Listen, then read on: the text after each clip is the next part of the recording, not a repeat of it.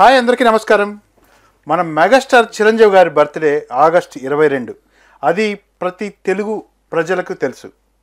కానీ చిరంజీవి గారంటే మనకు గుర్తొచ్చేది ఆయన సినిమాలు, ఆయన నటన, ఆయన ఫైట్స్, ముఖ్యంగా ఆయన డ్యాన్స్ ఎప్పుడు మనల్ని వెంటాడుతుంది. తెలుగు ప్రజలు ప్రతి ఇంట చిరంజీవి గారి సినిమాలు, చిరంజీవి గారి పేరు మారుమ్రోగాయి. అలాంటిది ఈసారి మనం కిరణ్ టీవీలో అత్యుత్తమ చిత్రాల గురించి డిస్కస్ చేసుకునే అవకాశం మనకు దొరికింది. నిన్ననే ప్రోమో కూడా రిలీజ్ చేశాం. దీని గురించి మన ఎస్పి పవన్ గారు మనతో పాటు ఉన్నారు. నమస్తే సార్. నమస్తే సార్. సార్, చిరంజీవి గారి బెస్ట్ సినిమాల గురించి మాట్లాడుకోవాలనుకున్నాం, ప్రజలకు కొన్ని షేర్ చేసుకోవాలనుకున్నాం సార్ మనం. అందుకే మనం ఈ సందర్భంగా అత్యుత్తమ చిత్రాలను ఎంచుకొని తెర వెనుక తెర ముందు ఏం జరిగింది అనేది మాట్లాడుకుందాం సార్. చెప్పండి, ఫస్ట్ మనం ఛాలెంజ్ అనే సినిమా గురించి మాట్లాడుకుందాం సార్. నమస్తే కిరణ్ టీవీ ప్రేక్షకులకి. నిన్న కిరణ్ గారు చెప్పినట్టు మన ప్రోమో రిలీజ్ అయిపోయింది. ఈరోజు ఎంత అంటే ఓన్లీ ఎంటర్టైనింగ్ మాత్రమే కాదు, మోస్ట్ ఇన్స్పైరింగ్ మూవీస్ చేసి ఎంతో మందిలో స్ఫూర్తి నింపారు చిరంజీవి గారు అంటంలో ఎలాంటి సందేహం లేదు. ఎందుకు అనంటే కేవలం సినిమా రంగంలోకి వచ్చే వాళ్ళని మాత్రమే కాదు, ఆయన సినిమాలు ఐఏఎస్, ఐపీఎస్ ఇలాంటి ఎంతో పెద్ద పెద్ద పదవుల్లో బాధ్యతల్లో ఉన్న బిజినెస్ పీపుల్ని కూడా ఇన్స్పైర్ చేశాయనటంలో ఎలాంటి సందేహం లేదు. మరి అలాంటి చిరంజీవి గారి గురించి మాట్లాడటం, మెగాస్టార్ గురించి ఎంత మాట్లాడినా తక్కువే, ఒక ఎపిసోడ్లో చెప్పలేము అన్న ఉద్దేశంతో 30 ఎపిసోడ్లు ప్లాన్ చేశాము కిరణ్ టీవీ తరఫు నుండి. మీకు మెగా ఫ్యాన్స్ అందరికీ ఒక మెగా గిఫ్ట్. ఎందుకు అనంటే దీని మీద బాగా వర్కౌట్ చేస్తున్నాము. ప్రతి సినిమా గురించి ఇన్ డీటెయిల్డ్గా, ఇన్ డెప్త్గా సినిమాల గురించి మనం మాట్లాడుకుందాం. అందులో ముఖ్యంగా మోస్ట్ ఇన్స్పైరింగ్ మూవీస్ అని అన్నాం కాబట్టి ఫస్ట్ ఛాలెంజ్ సినిమాతోటి ఈ డీటెయిలింగ్ మొదలు పెడదాం. అసలు ఛాలెంజ్ సినిమా ఎలా స్టార్ట్ అయింది, ఏ నవల ఆధారంగా స్టార్ట్ అయింది, అందులో చిరంజీవి గారు పోషించిన పాత్ర ఏంటి, అది ఎంత ఇన్స్పైరింగ్గా ఉంది, ఎంత it's a classic movie Kiran గారు. సో దాని గురించి మనం హ్యాపీగా మాట్లాడుకుందాం. And it's very much interesting for me to talk about megastar గారు. నిద్రలో లేపడినా కూడా నాలాంటి ఫ్యాన్స్ ఆయన ఎప్పుడు ఏ సినిమా చేశారు, ఎక్కడ ఏ డ్రెస్లో ఉన్నారు, ఎక్కడ ఇలా అన్నారు అనేది కూడా అన్ని కళ్ళకు కట్టినట్టుగా, సబ్జెక్ట్స్ కూడా ఇంత బాగా గుర్తుంటే బాగుండు మనకి. ఏ ఐఏఎస్, ఐపీఎస్ మనం కూడా అయ్యేవాళ్ళం. చిరంజీవి గారి మార్క్ అనేది మన మీద అలా ఉంటుంది. ఏదో మీతోటి అన్నట్టున్నా నేను లాస్ట్ టైం ప్రోమో చేసేటప్పుడు ఫస్ట్ ఇలా అనుకున్నాము అండి. ఏమనుకున్నామంటే ప్రతి స్టార్, ఇప్పుడు స్టార్ అయిన ప్రతి ఒక్కళ్ళు లేదా నటీనటులైన వాళ్ళు అందరూ చంద్రముఖి డైలాగ్ గనక దీనిలోకి అనువదించుకుంటే అందరూ నటులు అవ్వాలనుకునే వాళ్ళు చిరంజీవి గారిని ఎండి తెర మీద చూశారు, చిరంజీవి గారిలాగా వద్దామని చెప్పి ఒక ఇన్స్టిట్యూట్లో జాయిన్ అయ్యారు, ఫిల్మ్ ఇన్స్టిట్యూట్లో. తర్వాత వెండి తెరకి పరిచయం అయ్యారు, చిరంజీవిలాగా మాట్లాడారు, చిరంజీవిలాగా డ్యాన్స్ చేయాలని ప్రయత్నించారు. ఆ తర్వాత మైండ్లో పూర్తిగా చిరంజీవి గారి లాగా మారిపోయారు అని చెప్పి ఒక ప్రోమో చేద్దాం అనుకున్నాను. ఇండస్ట్రీకి వచ్చిన వాళ్ళల్లో నాకు తెలిసి చిరంజీవి గారిని చూసి ఇన్స్పైర్ అయ్యి ఇండస్ట్రీలోకి వచ్చిన వాళ్ళు చాలా మంది టెక్నీషియన్స్, ఓన్లీ హీరోలు మాత్రమే లేకపోతే నటీనటులు మాత్రమే కాదు సార్, డైరెక్టర్స్ దగ్గర నుండి అండ్ టెక్నీషియన్స్ దగ్గర నుండి, ఎడిటర్స్ దగ్గర నుండి చిరంజీవి గారిని చూసి వచ్చామండి, చిరంజీవి గారిని ఇన్స్పైరింగ్, ఆయన ఇన్స్పిరేషన్ అని అన్న వాళ్ళు నాకు తెలిసి ఒక 60-70% చిరంజీవి మార్కుతో ఉన్న చిరంజీవి ఫ్యాన్సే ఉంటారండి ఇండస్ట్రీలో. I believe, I trust. So Chiranjeevi గారి గురించి గతంలో కూడా మనం మాట్లాడుకున్నాము. చాలా ఆయనకి గిన్నెస్ రికార్డ్, వరల్డ్ రికార్డ్ వచ్చినప్పుడు. So I love to do these series of episodes. ఈరోజు నుండి మనకి మీరు ప్రతిరోజు చూడండి, నాకు నచ్చిన సినిమాలు, మీకు నచ్చిన సినిమాల గురించి కూడా ఇన్ డీటెయిల్డ్గా, ఇన్ డెప్త్గా ఎందుకు హిట్ అయ్యాయి, ఎంత ఇన్స్పైరింగ్గా ఉన్నాయి అనేది మనం మాట్లాడుకుందాం. అవును సార్, అంటే ఫస్ట్ ఆయన జీవితంలో కూడా జరిగిన ముఖ్యమైన ఘట్టాలు, అలాగే ఛాన్స్ ఉంటే చిరంజీవి గారితో సన్నిహితంగా ఉన్న మన ఫిలిం పిఆర్ఓలు కావచ్చు, ఆయనతో పాటు పనిచేసిన టెక్నీషియన్స్, అలాగే డైరెక్టర్స్, తోటి నటీనటులు, వాళ్ళని కూడా ఈ ఎపిసోడ్లో వాళ్ళని కూడా భాగం చేయడానికి ప్రయత్నిస్తాము. This is exclusively for mega fans these episodes. So let us start with challenge episode. అయితే సార్ ఒక్క మాట దీని గురించి మాట్లాడే ముందు, చిరంజీవి గారు చాలా యంగ్ ఆ సినిమా చేసినప్పుడు తొలి రోజుల్లో హిట్ మీద హిట్ అందుకుంటున్నారు. కానీ ఆయన ఏజ్కు ఆయన చేసిన పాత్రకు అంత మెచ్యూరిటీ లెవెల్స్, ప్లస్ చిరంజీవి గారి బ్యాక్గ్రౌండ్ కూడా సినిమా బ్యాక్గ్రౌండ్ కాదు సార్, కానీ నటనలో ఆయన మెచ్యూరిటీ సార్ ఛాలెంజ్లో మనకు అర్థమవుతుంది. ఆ సినిమాలో యూత్కి అంతా ఇన్స్పైరింగ్ ఆయన నటన కానీ, ఆ సినిమాలో సబ్జెక్ట్ కానీ అంత మెచ్యూరిటీ లెవెల్స్ ఎలా వచ్చాయి సార్?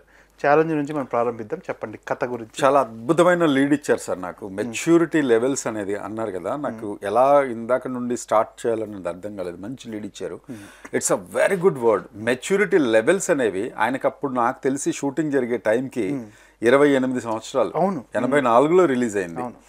28 ఇయర్స్లో అంత మెచ్యూర్డ్గా ఆయన కనిపించడం, అంత మెచ్యూరిటీ యాక్టింగ్, అది ఇప్పుడు ఏదో మెథడ్ యాక్టింగ్ అని అదని ఇదని అంటారు, కానీ ఆ టైంలో ఆయన అసలు స్టార్ట్ అవ్వడమే సినిమా ఆయన పరిగెత్తుకుంటూ మందుల షాప్ దగ్గరికి వెళ్ళటంతో ఎంతో కొంత డబ్బులు తక్కువ అవటం, తర్వాత మందుల షాప్ వాడు ఇవ్వను, మెడికల్ షాప్ వాడు ఇవ్వను అనడం, మళ్ళీ ఆయన తిరిగి వచ్చేసరికి తల్లి చనిపోయి ఉండటం, ఇవన్నీ మనకి ఇది ఉంటుంది. ఫస్ట్ స్టార్టింగ్లోనే ఆయన పరిగెడుతూ సీన్ ఓపెన్ అవుతుంది.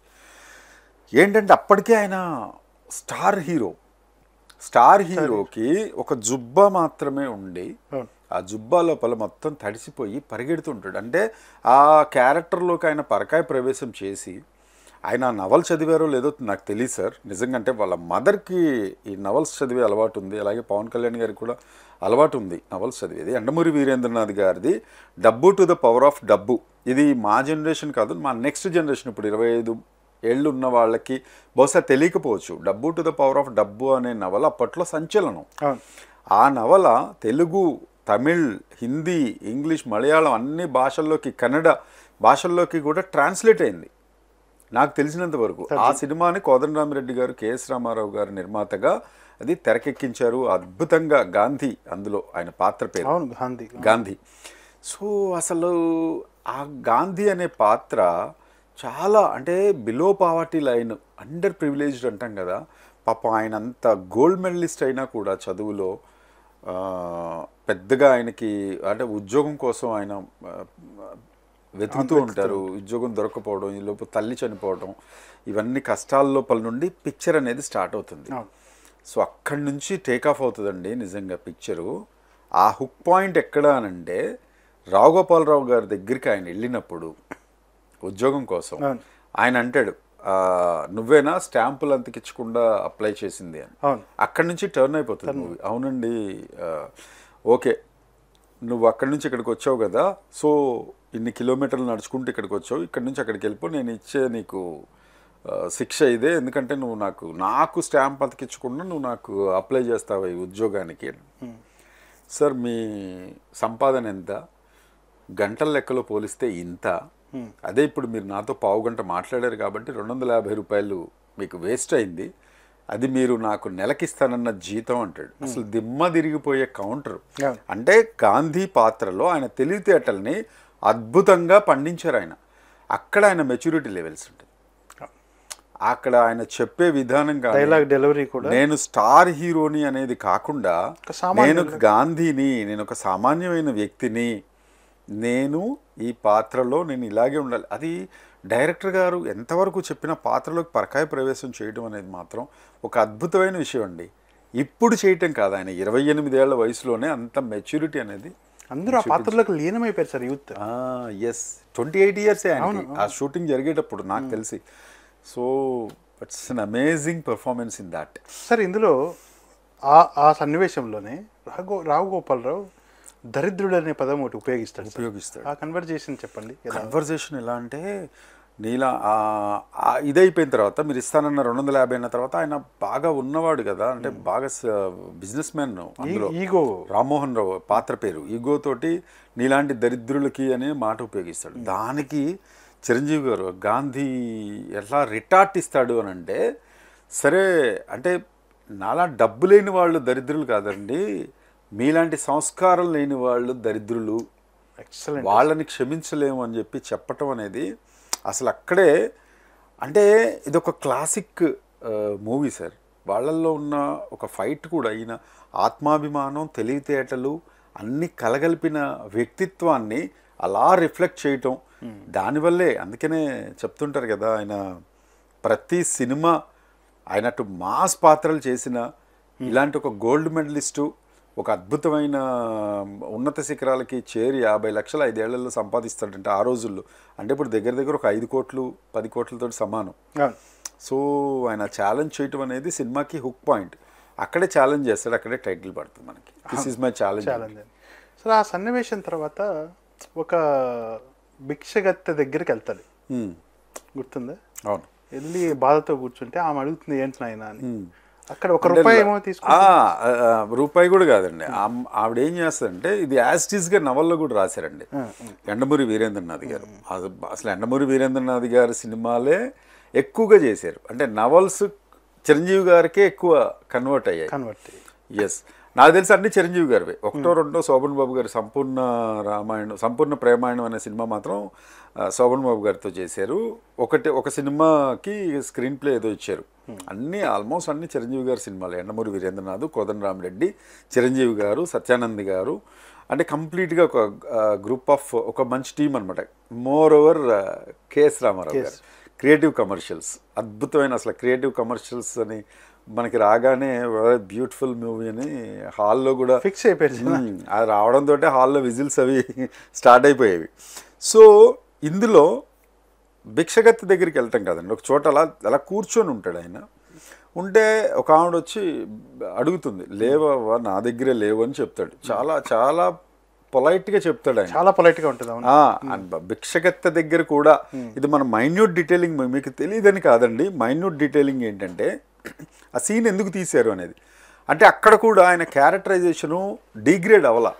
ఒక సంపన్నుడి దగ్గర కూడా నువ్వు దరిద్రుడివి అంటే భావదారిద్రమో లేకపోతే అసలు నీకు సంస్కారం లేని దరిద్రుడివి నువ్వు అనగలిగిన గాంధీ పాత్ర చిరంజీవి ఇక్కడ ఒక భిక్షగత్తె ఒక ఆవిడ దగ్గరికి వచ్చేసరికి ఆవిడతోటి కూడా చాలా సంస్కారవంతంగా మాట్లాడతాడు ఆయన.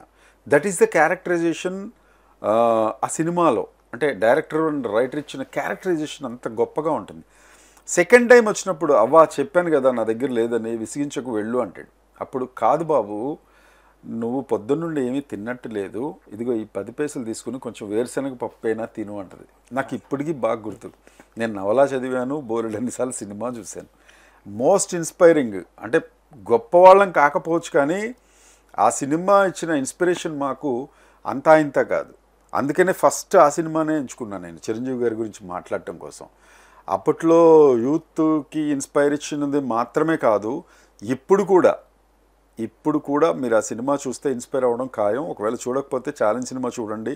డబ్బు టు ద పవర్ ఆఫ్ డబ్బు నవల్ చదివితే చిరంజీవి గారే ఆ పాత్రలో మనకి కళ్ళ ముందు కనిపిస్తారు. సో అక్కడ 10 పైసా తీసుకోవడం అనేది టర్నింగ్ పాయింట్. అక్కడి నుంచి ఆయన అమ్యూజ్మెంట్ పార్క్కి వెళ్ళి అక్కడ 100 రూపాయలు సంపాదిస్తారు. ఇందులో విచిత్రమైన విషయం ఏంటంటే అల్లు అరవింద్ గారు అమ్యూజ్మెంట్ పార్క్ నడిపే ఓనర్గా కనపడతారు. మనకు ఒక చిన్న తళుక్కు అని మెరుస్తారు అందులో. అది కూడా చాలా బ్యూటిఫుల్గా ఉంటుంది ఆ సీన్ కూడా. ఆ 100 రూపాయలు వచ్చిన తర్వాత ఆయనలో ఆ సెల్ఫ్ కాన్ఫిడెన్స్ అనేది ఇంకా హై అవుతూ వస్తుంది అనమాట. సో దట్ ఈస్ అసలు ఆ కన్స్ట్రక్షన్ ఆఫ్ మూవీ కానీ స్టెప్ బై స్టెప్ ఆ మూవీని తీసుకెళ్లే విధానం కానీ స్క్రీన్ ప్లే కానీ చాలా అద్భుతంగా ఉంటుంది. సార్ ఈ సినిమాలో మామూలుగా ఆ రోజుల్లో సిల్క్ స్మిత అంటే డ్యాన్స్ క్యారెక్టర్లు ఉండేటివి మామూలుగా. కానీ ఈ సినిమాలో చిరంజీవి గారిని ఒక యాంగిల్లో అమ్మాయి చూస్తే చిరంజీవి గారు అమ్మాయిని పాత్రను మలిచే తీరు చాలా గొప్పగా ఉంటుంది. ఎక్సలెంట్ అండి, దాని గురించి ఎక్సలెంట్. అసలు చిరంజీవి గారి మీద మోజుపడ్డం, భర్తతోటి సుఖం లేక చిరంజీవి గారి మీద మోజుపడి దగ్గరికి వచ్చి ఇది చేస్తే చూడు నాకు నీ గురించి ఆలోచించే టైం లేదు, నాకు చేయాల్సిన పనులు ఇంకా గొప్పగా నేను విజయం సాధించాల్సింది ఉంది, నాకు ఇది కాదు ఇప్పుడు కాదు అని చెప్తాడు. చెప్తే అసలు ఎంత గొప్పగా ఉంటుందంటే నువ్వు కావాలంటే నా జాబ్లో జాయిన్ అవ్వని చెప్పి జాబ్ ఇస్తాడు. అసలు ఆ అమ్మాయి నన్ను ఇంతవరకు వేరే కోణంలో వేరే దృష్టితోటి చూసిన వాళ్ళే ఉన్నారు కానీ గాంధీ నన్ను ఆడదానిగా చూసిన వాళ్ళు ఉన్నారు కానీ మనిషిలా చూసింది మాత్రం నువ్వే గ్రేట్ అన్న సందంలో తీసుకెళ్తే ఎంత గొప్పగా అది ఉంటుంది ఆయన చెప్తేనే యాప్ట్ అయింది, చిరంజీవి గారు చెప్తే జనాలకు ఎక్కింది. జనాలకి ఎక్కింది. ఎంత హృదయంగా ఉంటుంది అసలు ఆ సీన్. ఇప్పుడు తలుచుకుంటుంటే ఆ సినిమా గుర్తొస్తుంది సార్. గుర్తొస్తుంది. అంత హృదయంగా తీసారు, అంత మంచి సీన్స్. గోల్డెన్ డేస్ మళ్ళీ రావు. గోల్డెన్ డేస్ నిజంగా రావండి.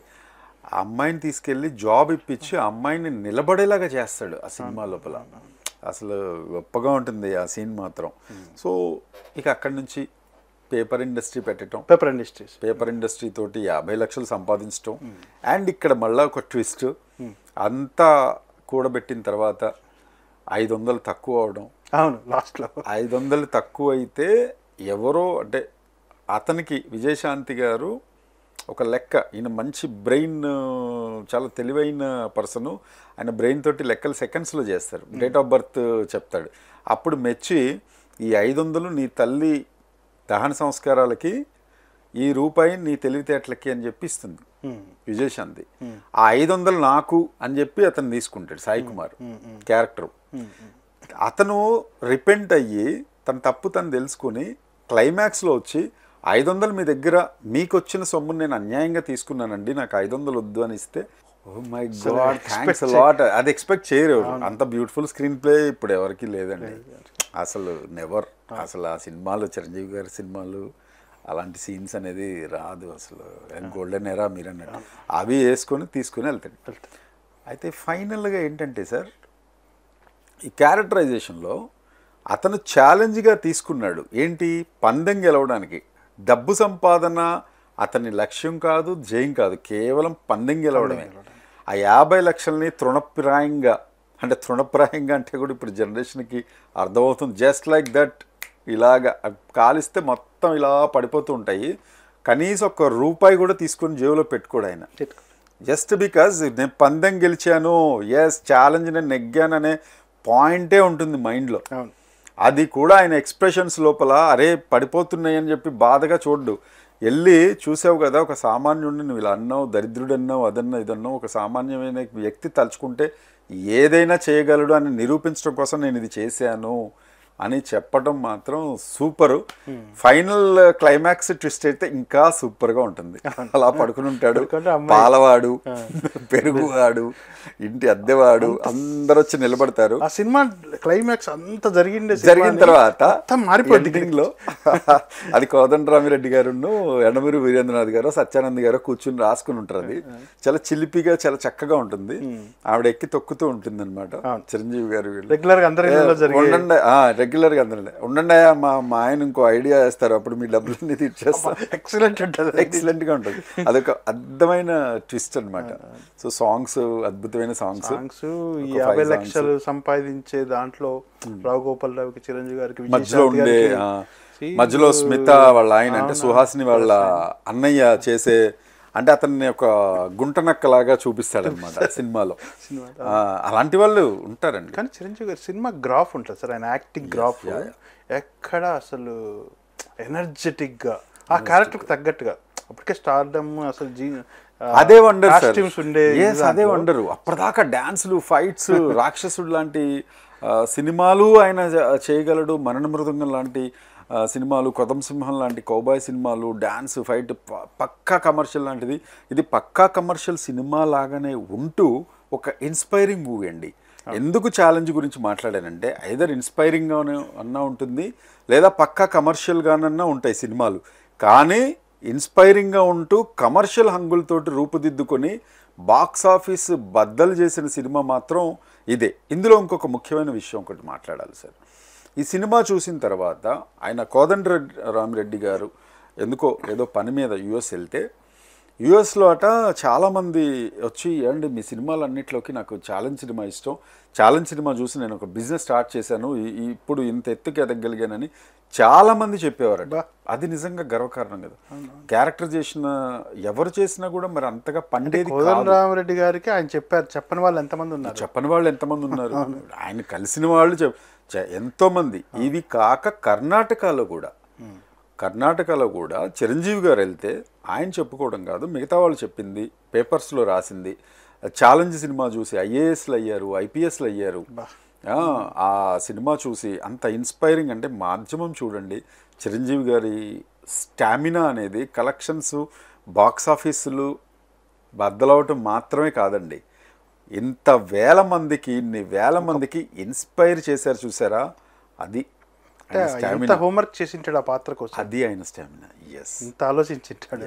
ఇంకొక గాంధీ అనే క్యారెక్టర్లో జీవించడం అంటే. ఎస్, అంజనమ్మ గారు అది చదివారట, నవల కూడా చదివారట, అద్భుతంగా ఉంటుంది, బాగుంటుంది ఆ నవల, నేను కూడా చదివాను అని ఆవిడేదో ఇంటర్వ్యూలో చెప్పటం. అండ్ నాగబాబు గారు బిగ్గెస్ట్ ఫ్యాన్ ఆఫ్ ఎండమూరి గారు.